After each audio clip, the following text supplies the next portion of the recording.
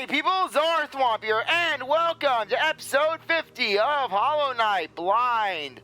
Last time, we went to Deep Nest in order to locate one of the flames that we need to complete Grimm's ritual, only to run into one of Grimm's minions, Broom, who is basically giving us a secret deal to help banish the Grimm troop and protect the land. So I'm thinking, oh hey, if we do that, we'll probably get a good reward. Only for it to completely backfire on us in regards to basically the Grimm troop disappearing and us getting nothing from it. Just, we missed out on a hidden boss fight apparently. But on the bright side, we did manage to find that area that was perplexing me that contained two grubs, the Hive, basically just this bee kingdom. And in fact, we actually managed to find one of the grubs. So anyways, in regards to this episode revolves around purely us exploring the Hive, because when it comes to the Hive, it's actually a very small area, which isn't surprising considering that this area actually doesn't have its own map. It's connected entirely to Kingdom's Edge, so as long as you have the Kingdom's Edge map, you are perfectly fine in regards to basically traversing the Hive. As you can see, even though the Hive has its own unique screen on the map, its own unique color, basically, it's still just a part of Kingdom's Edge. As you can see, there is a dream plant, so if you want to get some extra essence, feel free to basically, slice that plant with your dream nail and grab the essence. I didn't do it, of course, because I have absolutely no need to collect any more essence since, well, the seer is completely gone. The seer transcended to the next world. So anyways, basically, just this episode, all about checking out what this place has to offer. As you can see, basically, just dealing with these platforms is not exactly the funnest thing out there, just because when it comes to Hollow Knight, while the platforming can be pretty solid, it can get a little stress-inducing when you're dealing with enemies like this, where basically they're charging at you from all angles.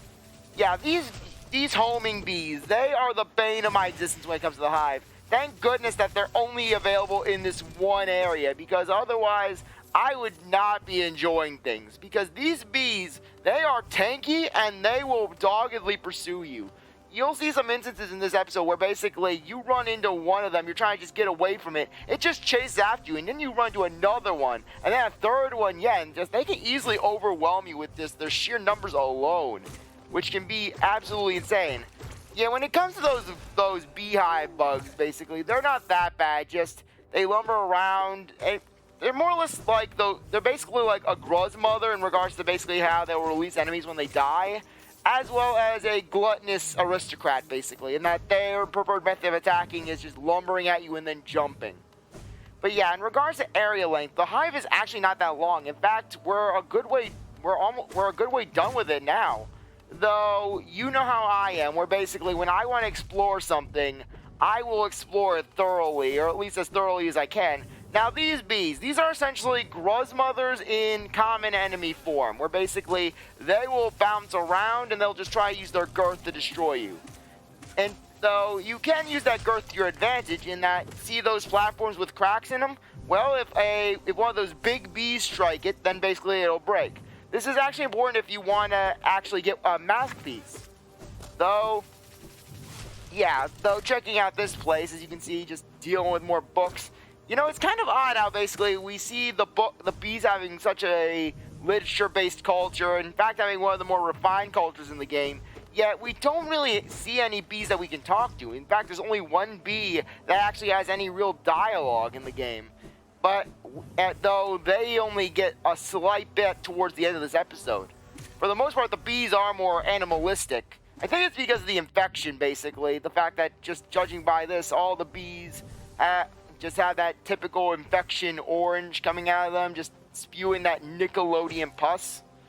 Though when it comes to Hive levels, for me, they're personally hit or miss when it comes to video games and bee levels, just because a lot of video game bee levels involve honey, and when honey is involved, it's typically used as this sticky obstacle where you touch the honey, you slow down, basically. Honey is essentially the opposite of ice, in that basically with ice physics, you have it where you're sliding around and just you can't really control your momentum. With honey, on the other hand, honey will always slow you down typically, because they're like, oh, honey is sticky, ergo, honey must slow you down by default. Though this game doesn't actually have that, basically. All the honey in the game is just purely aesthetical, or basically it's just used to hold geo in place in the geocaches. Though it would have actually been interesting if you would have had a level where the hive would have been expanded upon, because really, the hive had potential. And I feel that it was rather underutilized. I mean, it would have been cool just having the bees get the same sort of treatment as the Mantis Lords and the Mantis Village, because basically what the Mantises, even though they came up at, now that I think about it, the Mantises and the bees are kind of the opposite in this game, in that basically you take one look at the Mantises, you think, oh, they're the primitive, warmongering people of this world, and then you find out they're actually one of the saner tribes around, and one of the more rational. And then you come across the bees where you're seeing their civilization. They have this whole hive, they have books, they have chairs, they have an actual structure, but then basically they're much more animalistic. Now, in regards to this second grub, I don't know exactly how to get it. I haven't looked at the grubs. I haven't looked at the grubs in full yet, so I'm unsure about how we could go about getting that grub.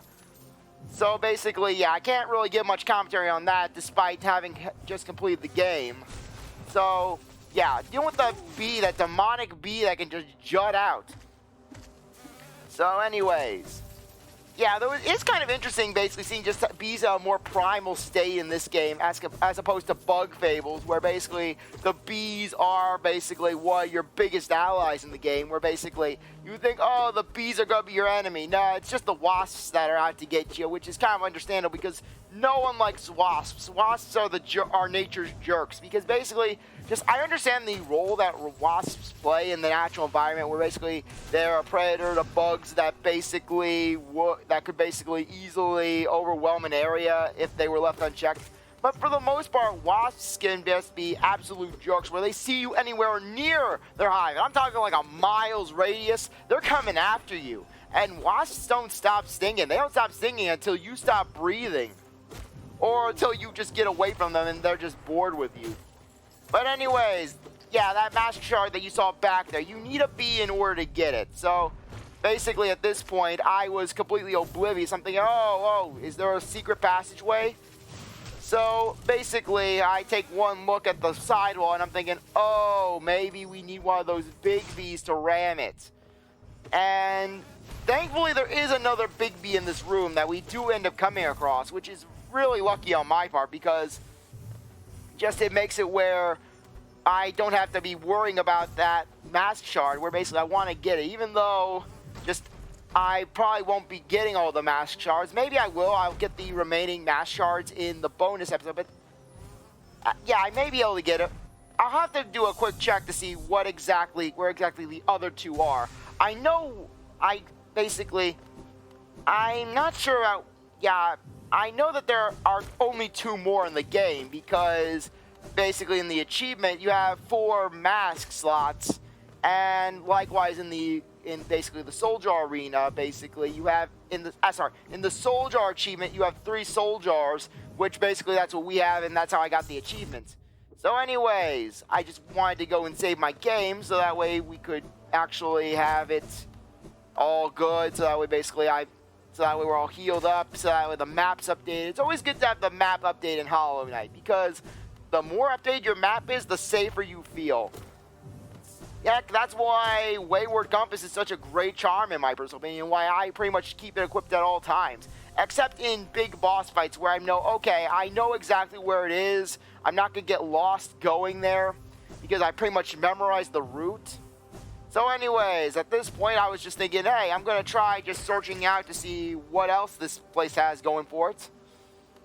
So yeah, actually no, this is the part where I was thinking, oh hey, I'm going to go heal at the bench. Then what was I doing in that other part? Was I just exploring? Frankly, I have to be honest with you, after I finish a recording session, I pretty much forget my thought process that I was doing at the time, unless I'm playing a game where I have everything routed out, where it's like Goemon King, where it's Mystic Ninja Star and Goemon, where I literally have a start to finish guide of how to play the game, just a full 10-page Microsoft Word document on how to complete the game, step by step, room by room, to account for my horrible sense of direction. Or an Okami, where basically I had a full list of stray beads in order of location and overall efficiency. But in a game like this, where basically I'm just playing and I'm just trying to get through it, I honestly don't know my thought process at any given time. It's just more or less just me winging it. Heck, that's a good chunk of my plans in general, where I just more or less wing it. I don't go in with an active strategy, because I'm the kind of guy where when I go in with an active strategy, it backfires on me pretty regularly. Because basically, the second something goes wrong, it's like, okay, all bets are off. We are going to, it's code red. Crap has hit the fan.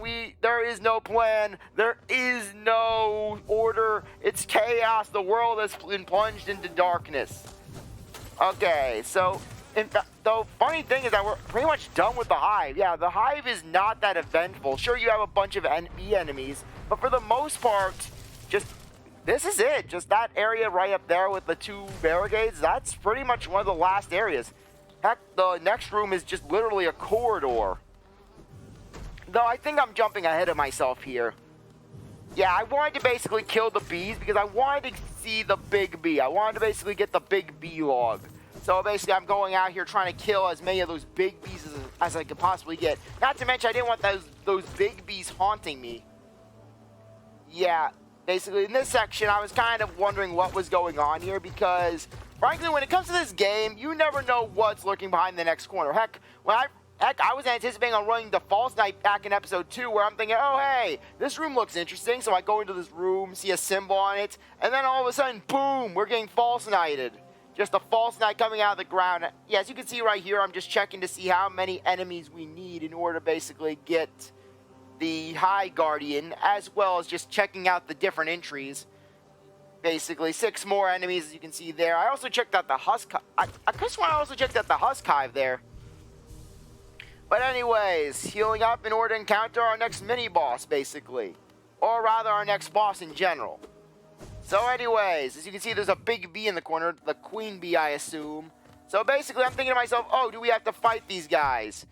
So I'm trying to fight these bees, and just all of a sudden, we get the Hive Knight, basically. Just, bees can be knights in this game. This boss is always given, this boss to me, basically, I was about to say this boss always, even though this is the only time I ever fought this boss.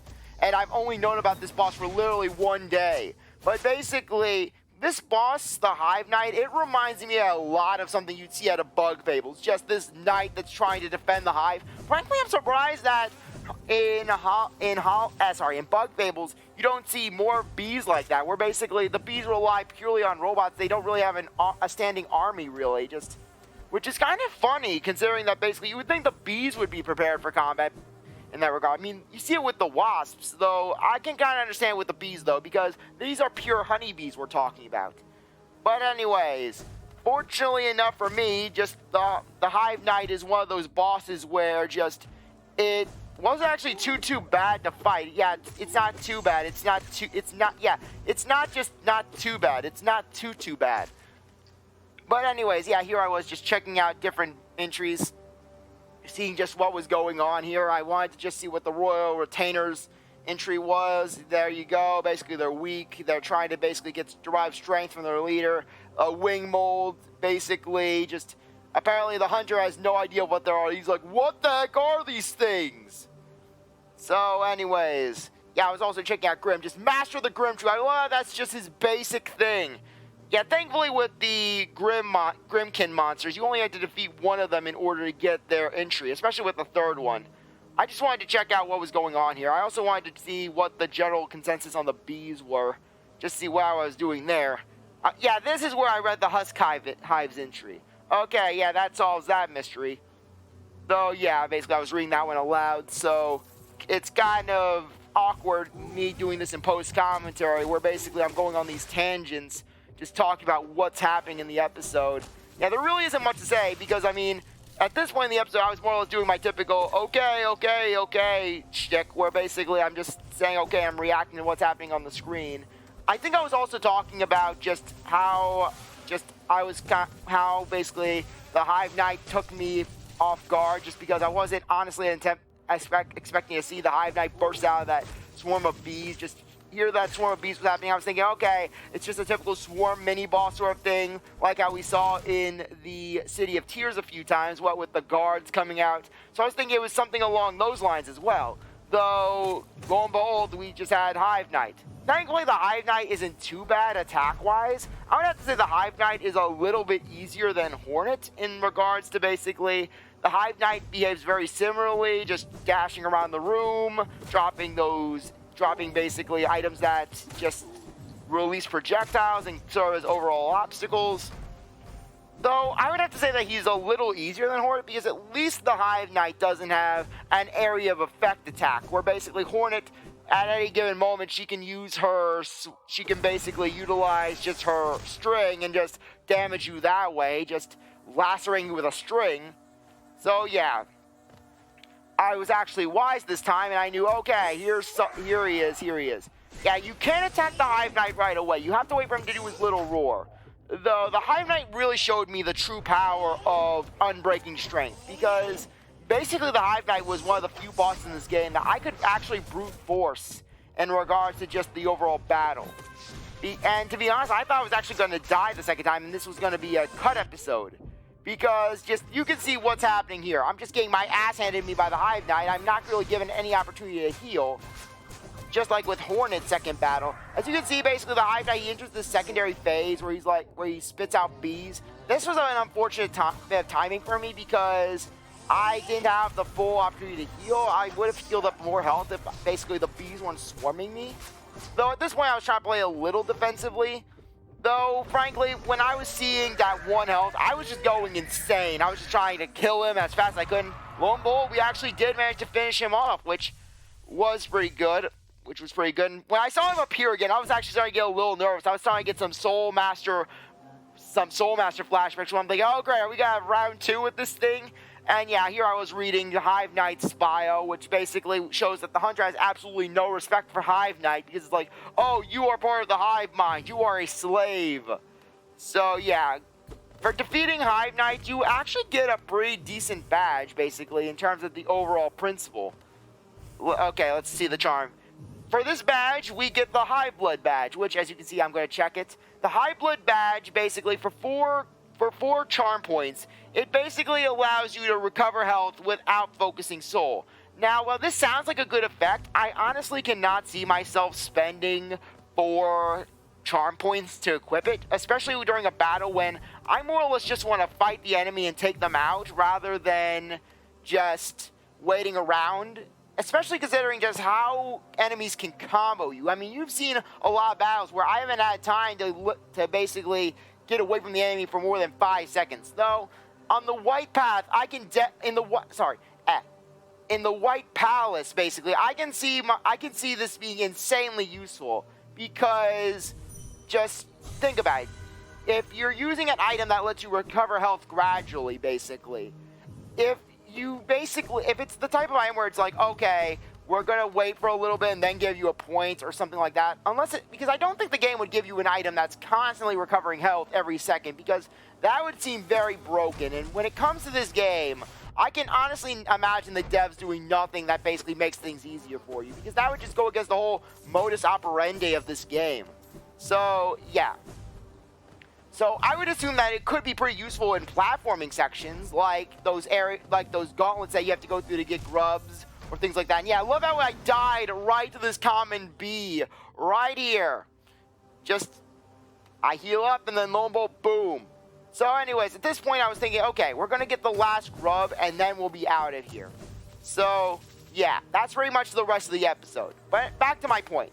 When it comes to the White Palace, basically, the biggest challenge with that area isn't so much the obstacles they throw your way, but rather the limited chances you have, because basically you have a fixed amount of health, and once you lose all that health, you're going back to the bench. So basically, you could lose a bunch of progress over basically failing a spike section that is rather ruthless. I mean, I'm talking about that spike section where it was literal, you had to basically dash and pray that you were within a pixel out of the range of the spikes.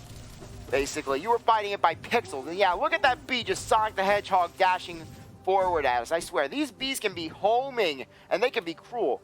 But anyways, but in regards to a gradual recovery item, that could prove to be really useful because if it's a matter of just standing still and waiting for a few seconds, then I would be more than happy to do that, because if it means that I don't have to worry about getting sent back to a bench, then basically I would take that a little bit of wait time in spades, especially since after a failure or two, all I want to do is just sit around and wait for basically to regain my composure.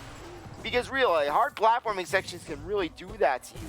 But anyways, soul's been returned, pretty happy day. So anyways, going back here to this room, I'm noticing that the grub is somewhere nearby, though for some reason, I'm searching through and lo and behold, there isn't anything in the wall. I'm not seeing any hidden wall. I'm hitting all the walls, making sure that I'm not missing anything. After all, this hive was built around hidden walls.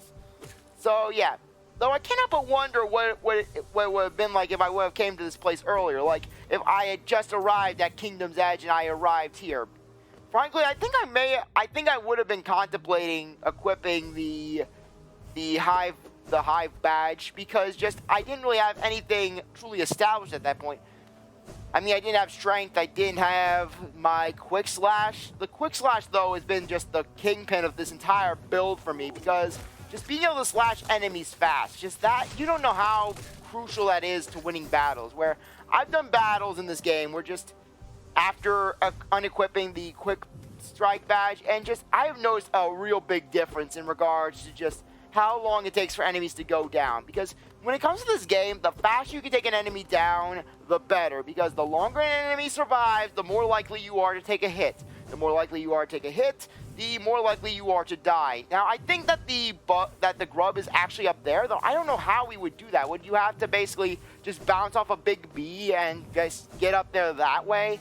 Because I could easily imagine the game doing that, though the game hasn't really been doing that sort of thing since in areas, because it's typically a choice of if you have the monarch wings or no. Because if you don't have the monarch wings, then basically it's like, yeah, you have to use an enemy to bounce up to a high height.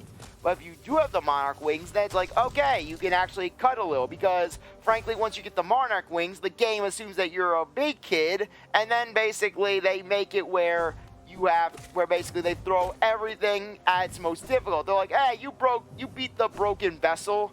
If you can beat the broken vessel, you can beat anything in the game. Though I kind of find it odd that basically the game treats the broken vessel as this thing of great prestige, this thing of great challenge. Because frankly, I would understand if they did some sort of difficulty increase after defeating, say, the likes of Nosk, or the Watcher Knights. But doing that after getting the Monarch Wings, it feels kind of weird. I mean, because the Monarch Wings, like I said before, they're a good item, don't get me wrong, but they aren't exactly breaking the game. Now, I can understand the difficulty spike that you get for getting the Shadow Dash, because the Shadow Dash literally is an instant evade. It's literally the smoke bomb from Cuphead, where basically you dash and you can go through any attack. I can understand the developers implementing that sort of thing into combat, because, well, you have this technique, why not use it in combat as well? Not to mention, it plays a lot into Limbu's heritage as being this being of shadow, basically, that comes from this pit in the ground. This pit in the ground full of dead bodies. I don't even know if the bodies are dead, because, well, does Limbu even die as a species? That's my question. And yeah, here we go, basically. At this point, I was actually trying to get out of the hive. I was trying to find my way out of here. That, or I was trying to get more bees, for more hive guardians for basically the logbook. But yeah, one of my main priorities at this point was just trying to find my way out of the hive. Yeah, this episode is just purely the hive, which is kind of fitting considering that this area is pretty much the last new area that we've come across, because every other area we've explored.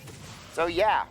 And to think this area is probably completely optional, because think about it, I mean, you can only come across this area by breaking down a hidden wall, and not to mention there's really nothing to find here. I mean, yeah, you have a plant and you have some grubs, but you don't need grubs to beat the game, and you don't need the essence from this place, because you can get pretty much all the essence you need from just the bosses that I've shown you, just all those dream fights and basically even the standard bosses that give a decent amount of essence themselves. I mean, just False Knight alone, I think, gave 200, 300 essence on its own. Just the failed champion, which basically the failed champion once again boils down to the point of having the quick slash, because this quick slash just makes short work of the failed champion. Because just you get close to him and then you just start slashing at him like a bee. So here I am, I get to this exit of the hive, I'm thinking, wait, did they rebuild the barriers? Are the bees being proactive? But nope, this is just an exit to the hive that you can get access to, as well as an easy entrance. So yeah, I love how basically I actually went higher than the actual entrance. I'm thinking, okay, this is the entrance. I'm thinking, this is a little higher than the entrance I came into. But I just shrugged it off, thinking that basically it was just me being bad with directions, as per normal. Yeah, and here I was trying to heal up, thinking, oh, I need to heal. But then I was thinking to myself, wait a minute. I'm heading back to a save point, and it's not like the enemies are going to be swarming me. So anyways, we have reached the end of the episode. So anyways, next episode is the finale. So in that regards, okay, yeah, I love how I'm like, oh yes, here we were. Basically, I wanted to go back to the Ancestral Basin because I wasn't doing that. I wanted to head back to the Queen Station, so that way, basically, we would be right at the Fog Canyon. So that way, we could be right at the Fog Canyon, and then basically, we could start things off by quickly killing off the last Dreamer. Because basically, I can't really think of anything to do in the game. I mean, at this point, because just we explored all the areas, at least as thoroughly as I think we could. I was looking around. The only thing that was really standing out was the Coliseum of Fools, the final challenge. But I was thinking to myself, you know, that would actually be a better bonus episode, bit of content, rather than just a full-on part of the main playthrough, because that's just going to get us money. And money isn't exactly a big thing for us right now, because, sorry, got a little bit of the hiccups. What else would we really be buying? So anyways, yeah, at this point, I'm just trying to deal with my controller issues, and heading up to the Queen's Garden. Not the Queen's Garden, the Queen's Station. Yeah, sorry if I seem a little off with just the overall, with my overall flow. But anyways, I really appreciate that you stuck around to watch this episode. You're a great viewer, and I hope you're going for the next one. If you like the video, like, subscribe, comment, share, do whatever you want. And with that, I'll see you next time. Bye.